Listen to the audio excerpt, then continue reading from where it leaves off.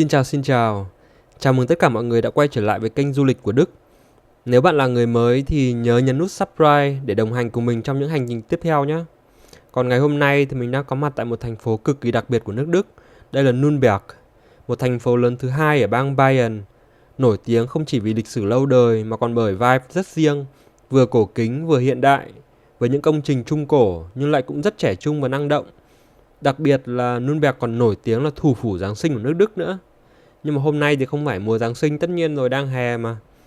Cũng chỉ là một buổi tối bình thường thôi và mình sẽ đưa mọi người đi dạo xem thành phố về đêm có gì thú vị nhé.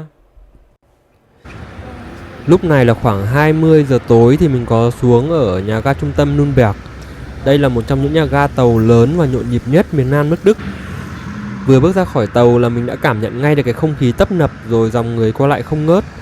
Điều mà mình khá bất ngờ là mặc dù cũng không còn sớm nữa nhưng mà cả khu vực trước ga vẫn khá là đông đúc. Người thì tụ tập ngoài trời rồi uống bia, uống rượu vang, ăn mấy cái món snack, nói chuyện rôm rả. Nói chung là cái vibe này rất giống với cả một buổi tiệc nhỏ ngoài phố vậy, vừa thân thiện, náo nhiệt. Có cảm giác như người dân ở đây rất là biết tận hưởng cuộc sống dù chỉ là một buổi tối bình thường thôi. Và cũng chỉ mất tầm 1-2 phút đi bộ từ nhà ga trung tâm là đã vào được đến khu phố cổ. Đây mới thật sự là linh hồn của Nürnberg. Phố cổ ở đây thì được bao quanh bởi những bức tường thành thời Trung Cổ mà đến giờ vẫn còn giữ lại được rất nhiều phần. Đi giữa những con đường lát đá, hai bên là những ngôi nhà kiểu nửa gỗ nửa đá với mái ngói đỏ, thì mình có cảm giác như là đang xuyên ngược thời gian trở về châu Âu hàng trăm năm trước vậy. Ban đêm thì khi những ánh đèn vàng từ những quán rượu hay là quán ăn nhỏ hắt ra đường thì mọi thứ trở nên cực kỳ ấm cúng. Thi thoảng thì mình lại nghe thấy tiếng đàn rồi tiếng hát của những nghệ sĩ đường phố. Phải nói là vibe ở đây rất là khiến người ta mê mẩn, vừa cổ kính vừa sống động, lại có chút từ đấy rất là lãng mạn khó tả. Cũng hay phết. Và tất nhiên là để thấy được hết vẻ đẹp của thành phố này thì không thể nào mà thiếu được cảnh quay từ trên cao. Khi mà thả flycam bay lên, mình mới thật sự là bị choáng ngợp. Mọi người nhìn này.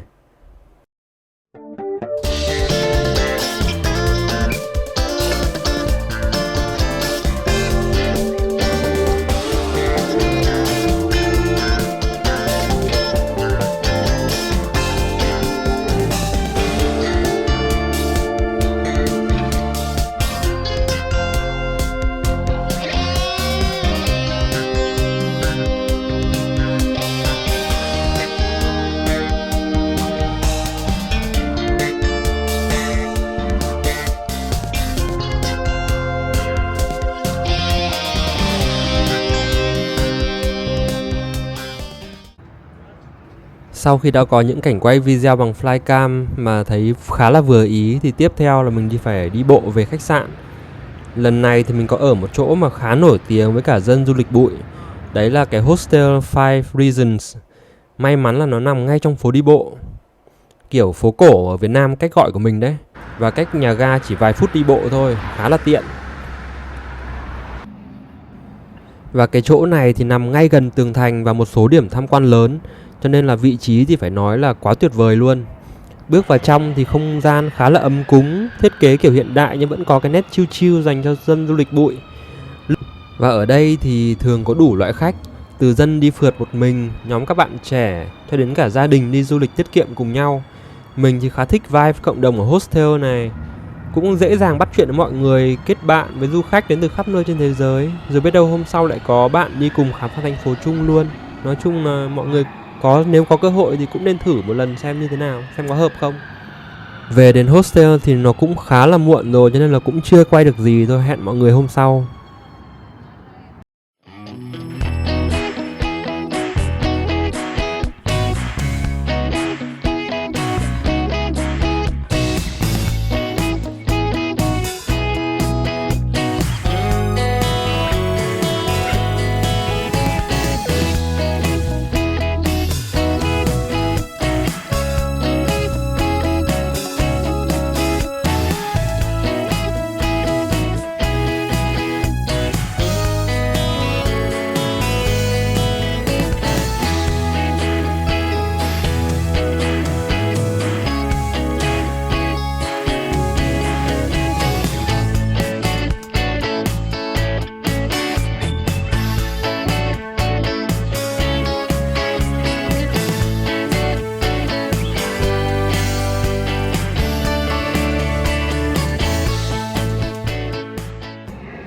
Sáng hôm sau thì mình quyết định chơi lớn, dậy từ lúc 5 giờ sáng để đi ngắm mặt trời mọc. Mình biết là nhiều người sẽ nghĩ kiểu đi du lịch mà dậy sớm thế có bị điên hay không. Nhưng mà tin mình đi, ở Nürnberg thì nó xứng đáng lắm. Khi mà mình bước ra khỏi khách sạn thì cả thành phố vẫn còn đang ngái ngủ. Đường phố thì gần như vắng bóng người. Không khí lúc này thì kiểu cũng khá là se se, trong lành, khác hẳn sự náo nhiệt của buổi tối hôm qua. Và theo cảm nhận của riêng mình thì đi bộ dạo quanh phố buổi sáng sớm là khoảng thời gian mà mình thấy tuyệt vời nhất để cảm nhận một thành phố, một nơi nào đấy. Bởi vì nó gần như thuộc về riêng mình, không có đám đông khách du lịch, không có tiếng ồn ào, chỉ có tiếng bước chân của riêng mình vang lên trên đường lát đá thôi. Sau khi đã khởi động buổi sáng bằng một vài shot quay video flycam và ngắm mặt trời mọc tuyệt đẹp, thì điểm đến đầu tiên trong hành trình ngày hôm nay của mình chính là con đường Nhân Quyền. Đây không chỉ là một điểm tham quan bình thường, mà còn là một công trình mang ý nghĩa biểu tượng rất mạnh mẽ, được khánh thành vào năm 1993.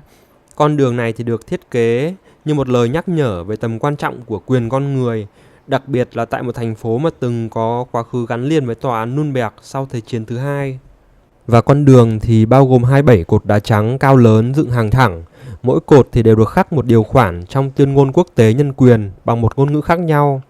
Đi giữa những cái cột đá đấy thì mình có cảm giác như là đang bước đi trong một cái không gian vừa trang nghiêm, vừa gợi lên những sự suy ngẫm. Thật sự thì mình khuyên là bạn nào đến Nürnberg thì đừng bỏ qua con đường nhân quyền này. Tất nhiên là nó không phải kiểu check-in hào nhoáng, nhưng lại là một nơi mà khiến bạn phải dừng lại một chút, đọc từng dòng chữ mà tất nhiên có cả tiếng Việt nhá. Rồi tự hỏi bản thân là nhân quyền, thứ mà ta thường coi là hiển nhiên, có ý nghĩa thế nào với chính cuộc sống của mình.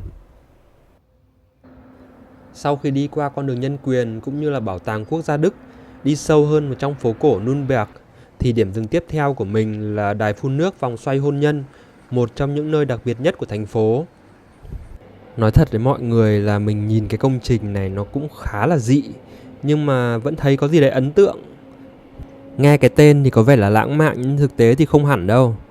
Nơi này thì được xây dựng vào năm 1984, dựa trên một bài thơ châm biếm từ thế kỷ 16 có nghĩa là vòng xoay hôn nhân ngọt ngào và đắng cay.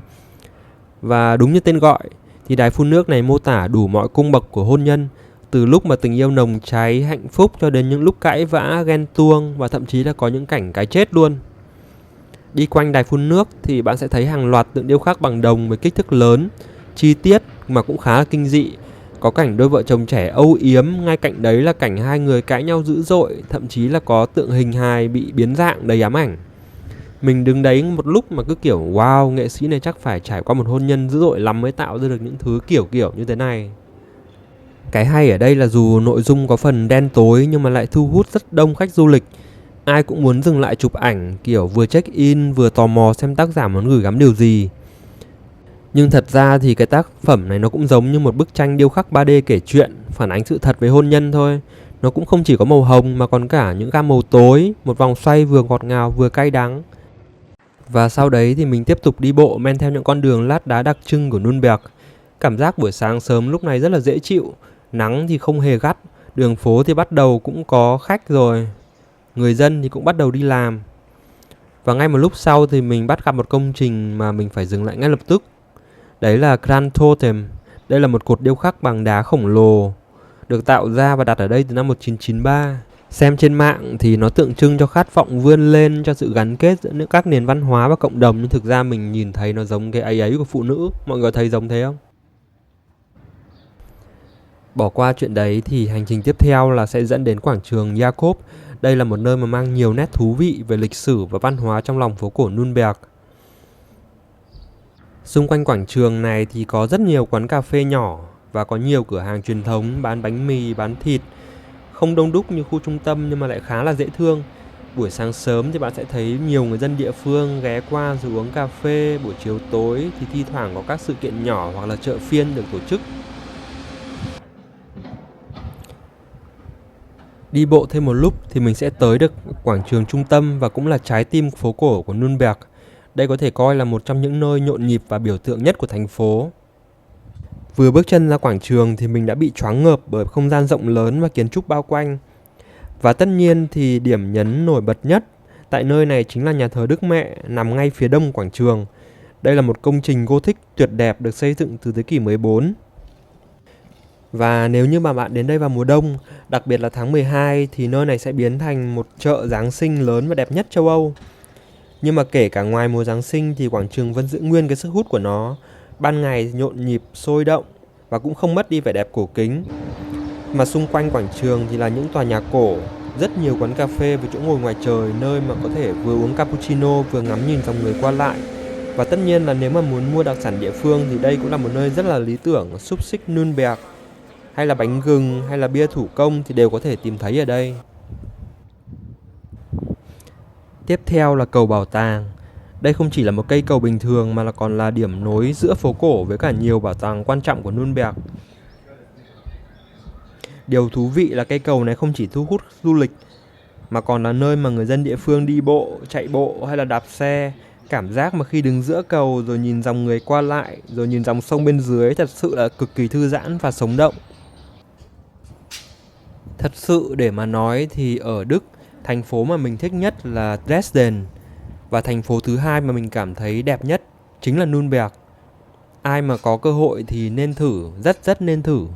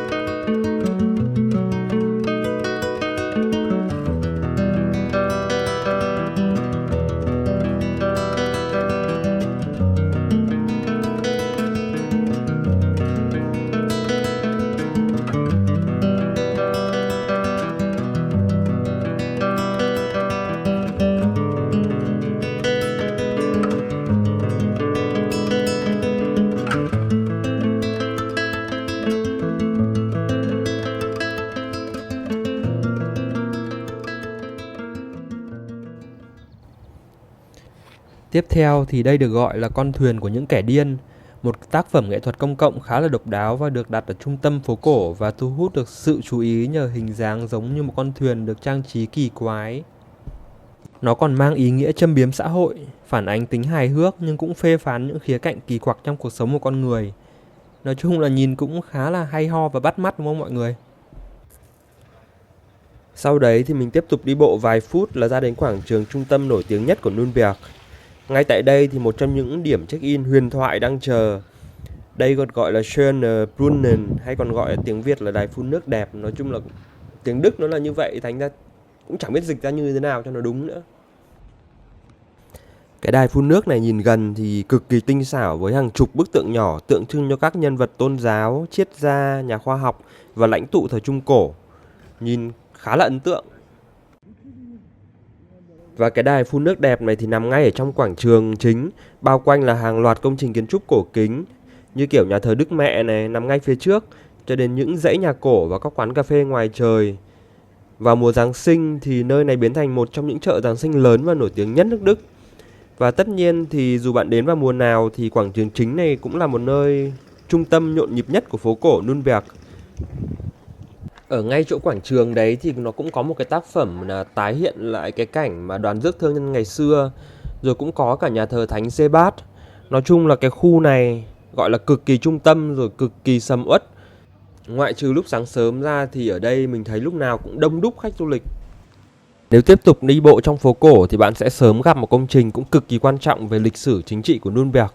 Đây được gọi là tòa thị chính cũ. Trong nhiều thế kỷ thì đây là nơi diễn ra các hoạt động quản lý, hành chính cũng như là xử án của thành phố. Nürnberg thì vốn là một thành phố tự do đế chế, nghĩa là nó trực thuộc hoàng đế chứ không chịu sự cai trị của lãnh chúa địa phương. Chính vì vậy mà cái tòa thị chính này có vai trò cực kỳ quan trọng, vừa là trung tâm hành chính, vừa là nơi để thể hiện quyền tự chủ chính trị của người dân Nürnberg. Theo bản thân mình thấy thì nơi này có một cái trải nghiệm thì đấy rất khác so với cả cái sự lộng lẫy của các nhà thờ hay còn là quảng trường xung quanh. Lại tiếp tục đi dạo thì đi qua bảo tàng thành phố là sẽ đến một nơi cực kỳ đặc biệt. Nhắc đến Nürnberg mà bỏ qua cái khu này thì thật là thiếu sót.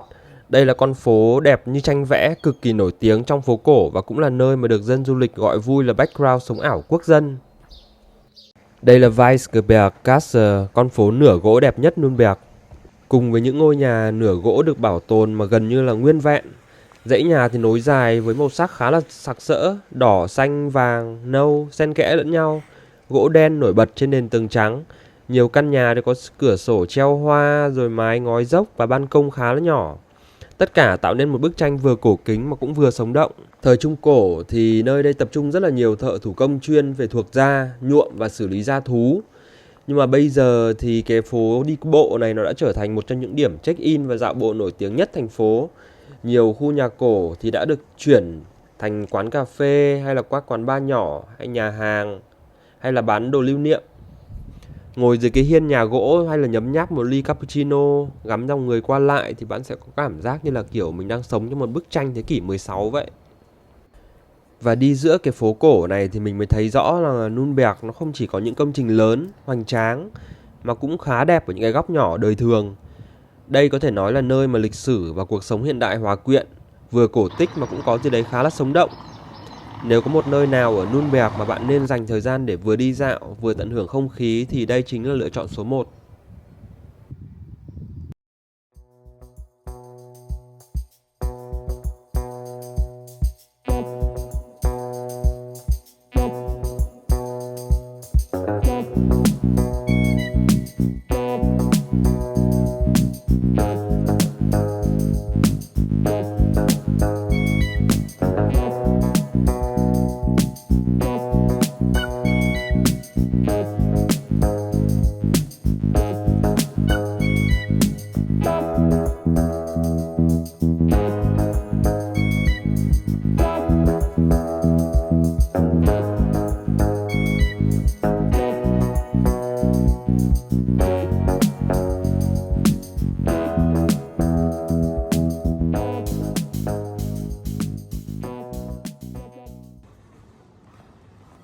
Đi dạo vòng quanh phố cổ thì đôi lúc mình cảm thấy khá là choáng ngợp trước sự vĩ đại của kiến trúc. Nhưng cũng có khi chỉ đơn giản là mỉm cười khi thấy một ô cửa sổ nở hoa cực đẹp, một tiệm bánh khá nhỏ hay là một chiếc cầu đá trầm mặc. Cảm giác như kiểu mình đang sống chậm lại hay là để mắt thấy mình nhiều hơn, tai mình nghe rõ hơn và tim mình cảm nhận được sâu hơn. Nếu phải dùng một từ để miêu tả trải nghiệm dạo phố cổ ở Nürnberg thì mình sẽ dùng từ trọn vẹn trong lịch sử, trọn vẹn trong không khí và trọn vẹn trong cảm xúc. Tất nhiên là mình cũng sẽ phải tìm hiểu những cái điều mà về cái điểm đến mà mình ghé qua. Và đi dạo ở đây thì mình cảm giác như mình không chỉ ghé qua một thành phố mà còn thực sự trò chuyện cùng với linh hồn của thành phố đấy. Vậy là hành trình dạo quanh Nürnberg của mình đến đây cũng khép lại. Từ những quảng trường sôi động, những cây cầu đá trầm mặc, những con phố nửa gỗ đầy màu sắc cho tới lâu đài sừng sững ở trên đồi. Tất cả đã ghép lại thành một bức tranh tuyệt đẹp về một thành phố vừa cổ kính mà cũng vừa hiện đại. Nürnberg mang đến cho mình không chỉ là những điểm đến mà còn là một dòng cảm xúc xuyên suốt. Lúc thì ngỡ ngàng, lúc thì bình yên, có lúc chỉ đơn giản là nở một nụ cười vì bắt gặp một khoảnh khắc nhỏ nhưng mà đáng nhớ. Nếu bạn đang tìm một thành phố ở Đức vừa có chiều sâu lịch sử, vừa dễ thương, gần gũi và cực kỳ đáng để đi dạo bộ thì Nürnberg chắc chắn là một cái tên mà mình muốn giới thiệu. Cảm ơn mọi người đã đồng hành cùng mình trong chuyến đi hôm nay. Nếu cảm thấy thú vị, đừng quên ấn like, share và chia sẻ, theo dõi để cùng mình khám phá thêm những hành trình khác. Hẹn gặp lại mọi người trong những chuyến đi tiếp theo. Bye!